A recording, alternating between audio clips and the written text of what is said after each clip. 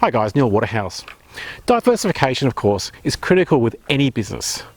You never want to have all your eggs in one basket. In this week's video, I want to share with you another way of generating another income stream. I get a lot of inquiries asking if I have any more dropshipping or importing businesses for sale. Over the years, I've sold many dropshipping and import businesses in Australia, USA, Canada, UK, Ireland, South Africa, and Spain. And you can do the same as well. Bottom line is, there's a huge demand from people who want to purchase an existing turnkey dropship or import business, and they're willing to pay. One business that I sold off in the USA was purchased by a guy in Abu Dhabi. He flew me first class with Etihad to Abu Dhabi just so I could train him for a few days. Not everybody is an entrepreneur. The classic archetype of the people who I've sold businesses to over the years have been the people who've worked in the corporate world for most of their life, and that could be for the last 20, 30, 40 years, and they're used to following manuals. They're not entrepreneurs. Instead, they're cashed up and they want to purchase an existing business. You know, often these people, they've got their golden handshake after, working in the corporate world for 20, 30, 40 years, and they're now wanting to have their own internet-based business. They've paid the house off, kids have moved out, and they're looking for an internet-based business. They don't want to build a business from scratch. They want to purchase an existing business which is already running, and most importantly, running by itself. And this is one of the reasons I harp on so much about outsourcing.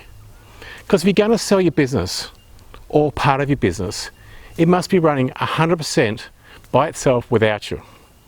The prospective buyer needs to see that you're not an integral part of the business, and your business not just runs by itself, but just as importantly, it also grows every month by itself without you. If you've already got a dropship or import business, selling off part of it can be a very lucrative strategy, and it's another income source as you can keep selling off parts of your business over and over.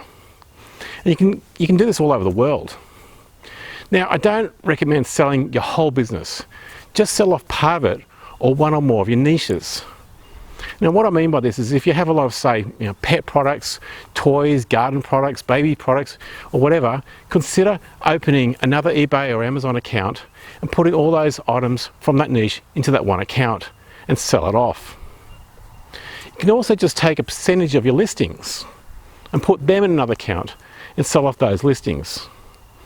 Now, you can normally sell your business for 1 to 4 times its annual profit plus inventory.